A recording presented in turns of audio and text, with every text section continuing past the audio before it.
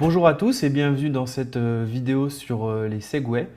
Alors, comme je vous l'ai expliqué précédemment, les segways, c'est en fait une manière d'afficher une vue à l'écran pour l'utilisateur. Donc on va voir tout de suite comment est-ce qu'on peut faire ça. Alors, d'abord on va commencer par ajouter une nouvelle vue pour l'utilisateur. Donc pour ce faire, vous vous rappelez, vous avez ici votre petite palette d'outils à glisser-déposer à l'intérieur du main storyboard.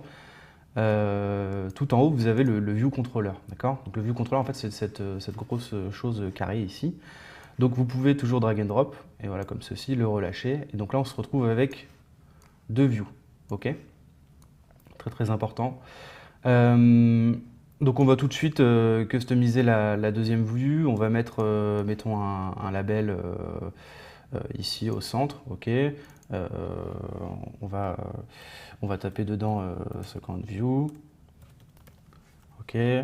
On va mettre les contraintes qui vont bien. Alors centré horizontalement et centré verticalement. Vous pouvez rester appuyé sur Shift pour sélectionner les deux. Il me semble que je vous en ai parlé. Vous cliquez sur Add Constraints. Ok, vous vous rappelez les barres oranges, vous pouvez cliquer ici et faire Update Frame. Ok, donc là on est bon, il n'y a pas de problème.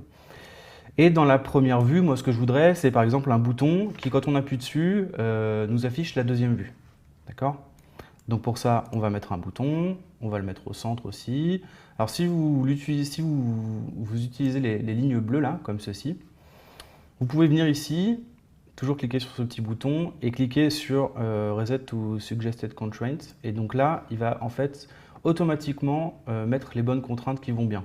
Ok, vous pouvez le voir ici, il a ajouté Align Center X et Y, c'est exactement ce qu'il nous faut pour ce bouton. Vérifiez quand même à chaque fois si vous utilisez ça, vérifiez quand même qu'il ne vous a pas mis n'importe quoi ou certaines valeurs en dur ici qui pourraient être embêtantes par la suite.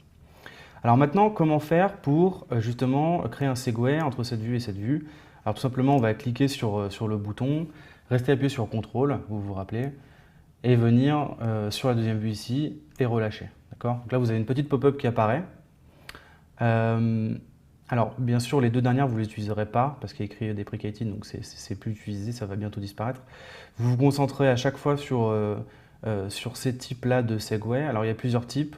La plupart du temps, vous allez utiliser show, d'accord?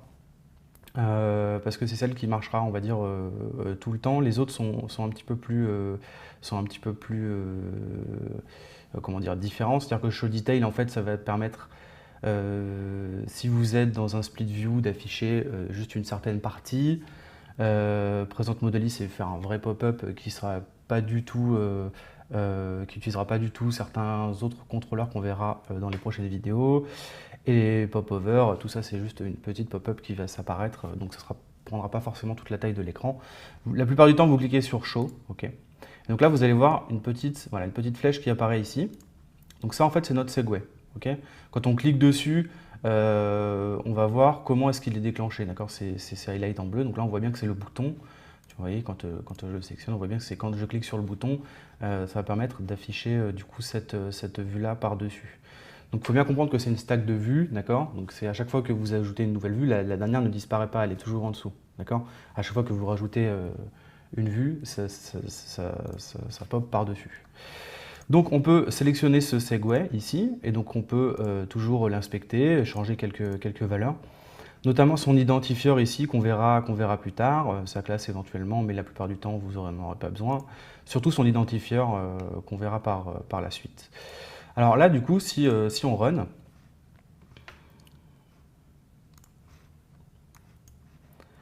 hop là vous avez bien le bouton qui apparaît, si je clique dessus, hop, la deuxième vue qui apparaît. D'accord? C'est assez pratique. Alors, peut-être qu'au moment où je vais vouloir lancer cette vue-là, peut-être que je vais vouloir donner des informations à cette vue, ou la loader avec certains objets, ou lui donner certaines variables de la vue précédente. Pour ceci, ce qu'on va faire, c'est que d'abord, vous voyez que ce contrôleur-là, on va lui donner une classe on va lui donner la classe du ViewController de base qui est créé avec la création d'un projet Xcode. D'accord? Donc c'est cette classe-là. D'accord? par défaut, on vous donne cette classe. Je vais aussi enlever ici, on va taper juste UI View Controller. On va supprimer en fait pour ce contrôleur là, on va juste supprimer parce que du coup ça n'a plus forcément beaucoup de sens. Et je viens de voir que je me suis complètement trompé. En fait, c'était l'inverse. Pardon, j'ai fait n'importe quoi. C'était bien en fait le setup de base. Ok, on va laisser comme c'était, pardon, excusez-moi. Donc, on va venir dans ce view controller là. Et donc, on va supprimer ces fonctions puisqu'on n'en a pas besoin. Il existe en fait une méthode qui s'appelle prepare for segue. Voilà. Prepare for segue, en fait, c'est une méthode que vous pouvez override, d'accord, qui prend en paramètre un segue et un sender, d'accord. Et en fait, cette méthode va être appelée juste avant d'emprunter le segue, d'accord. Donc c'est juste avant la transition vers la nouvelle vue. C'est très très important de comprendre ça. Et on vous passe en paramètre le segue qui est emprunté justement, et le sender, là en l'occurrence, ici ça sera le bouton, d'accord. Alors c'est pas forcément un bouton, ça peut être une cellule, ça peut être n'importe quoi. Là c'est un bouton en l'occurrence puisque ce segue vient bien du bouton. Ok. Donc maintenant on va lui donner un identifiant, on va l'appeler segue identifier par exemple. Alors vous pouvez lui mettre bien sûr des noms un petit peu plus explicites. Et quand on revient ici, donc comme je vous l'ai dit, dans notre segue, on va pouvoir vérifier que par exemple le segue.identifier est bien égal à segue, j'ai pas mis de majuscule je crois, segue identifier, d'accord. Dans ce cas précis, on peut peut-être avoir envie d'ajouter du code justement ou de passer des valeurs à notre nouveau contrôleur. Ok, donc pour ce faire, il manque un cal ici. Donc pour ce faire, on va avoir besoin justement du view controller de destination. Alors là, c'est tout simple. En fait, dans segue, vous avez segue.destination view controller qui est de type UI view controller. Ok.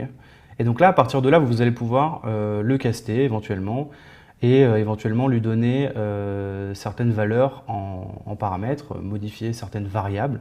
D'accord. Ce qu'il faut bien comprendre, c'est qu'à ce moment-là, le view controller de destination vient tout juste d'être instancié, ok. Et à ce moment-là, les outlets ne sont pas encore set, d'accord. Donc à ce moment précis, à l'intérieur de prepare for segue, ici le destination view controller, tous les outlets qui y sont liés sont à l'état nil en fait. Donc si vous voulez set des valeurs, par exemple le texte d'un label ou quoi que ce soit, vous allez tout de suite crash. La méthode la plus simple, c'est de set des variables et puis d'ajouter des did-set par exemple à vos outlets. Voilà, donc c'est très très important de comprendre ça. Vous pouvez bien sûr aussi caster ici votre sender par exemple en bouton et tester si le cast fonctionne pour voir si c'est bien le bouton d'envoi. Enfin bon, là vous pouvez vraiment faire ce que vous voulez dans ce prepare for segue. Et surtout, faites bien attention si vous avez plusieurs segue qui partent de ce view controller, de bien les identifier avant pour pas qu'il exécute ce code à chaque fois que vous empruntez un segue alors que c'est pas forcément le bon segue. Enfin, bon, j'espère que vous m'avez compris. Voilà, je vous laisse tout de suite pour la prochaine vidéo sur les navigation controllers. Merci de m'avoir écouté.